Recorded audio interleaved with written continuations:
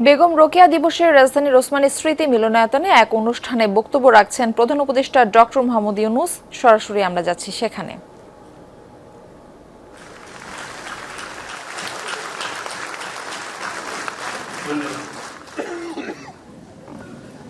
সারা জাতি এই অভিনন্দনের শরীক হবে। আমরা যে মহিয়সী নারীর কথা স্মরণ করে আজকে অনুষ্ঠানটির আয়োজন করা হয়েছে। সেই মহিয়সী নারীর আত্মা আজকে শান্তি পাবে। তিনি যে কল্পনা করেছিলেন, তার ইমাজিনেশনে তিনি যেই সমাজ চিন্তা করেছিলেন, আজকে যারা পুরস্কার পেল তারা সেই সমাজ নির্মাণের পাথেও আমাদেরকে দিচ্ছে। আমরা সারা জাতি তাদের উদাহরণ থেকে, তাদের পথ চলা থেকে শিক্ষা পাই এবং যে আদর্শে বেগম রোকেয়া আমাদেরকে নিয়ে যেতে চাচ্ছিলেন, অতি চমৎকারভাবে তুলে ধরেছিলেন তার বক্তব্যে, তার লেখায়। আজকে যে চারজন পুরস্কার পেলেন, যারা রোকেয়ার সেই পথে আমাদের জাতিকে তুলে দিল, এগিয়ে দিল, আমরা ভাগ্যবান, আমরা ভাগ্যবতী। আমরা 100 বছর পরেও আরেকজন রোকেয়া সৃষ্টি করতে পারি নাই, এটা আমাদের দুর্ভাগ্য। তিনি যেসব দিক নির্দেশনা দিয়ে গেছেন, যেসব স্বপ্ন দেখিয়ে গেছেন, এই স্বপ্নকে আমরা আমলে আনতে পারি নাই। কথা বলেছি, অগ্রসর হতে পারি না। আজকে তার জন্ম উপলক্ষে যে আয়োজন, সেটা শুধু তাকে স্মরণ করার জন্য না, আমাদের ব্যর্থতাগুলো খুঁজে বার করার জন্য। কেন আমরা ব্যর্থ হলাম? কেন এই 100 বছরেও আরো বেগম রোকেয়া আসলো না আমাদের মাঝখানে, যে আমাদেরকে পথ দেখাতো, এগিয়ে নিয়ে যেত, ধাক্কা দিত, মনে করিয়ে দিত কোন পথে আমাদের যাওয়া দরকার।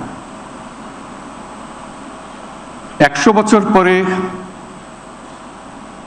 কি হলো? কত অগ্রসর হলাম?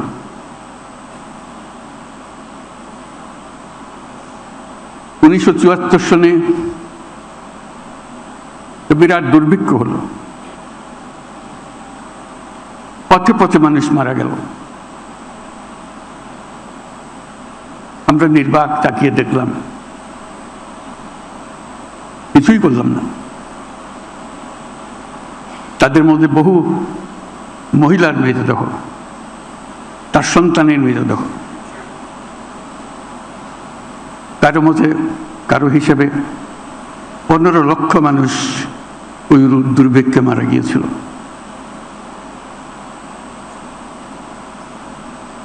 আমরা চিলমারির কথা শুনি,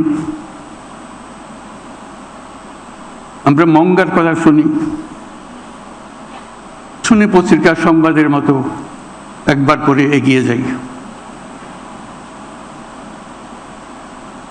কি হলো তাদের, যারা প্রতি বছর মঙ্গার শিকার হয়, অনাহারে থাকে? তার জন্য আমাদের করণীয় কি? আমরা হিসাব করিনি। এই যে দুর্ভিক্ষ হলো, এর ফলে আমরা কে কি প্রতিকার চাইলাম, সেটাও আমরা একত্র করে দেখিনি। তার ধাক্কা চট্টগ্রামেও পৌঁছেছিল। চট্টগ্রামে যদিও দুর্ভিক্ষ হয়নি, ধাক্কাটা পৌঁছেছিল। সারা দেশের ধাক্কা সেখান থেকে আমরা অনুভব করেছি। তখন আমি চট্টগ্রাম বিশ্ববিদ্যালয়ের শিক্ষক, অর্থনীতি বিভাগে।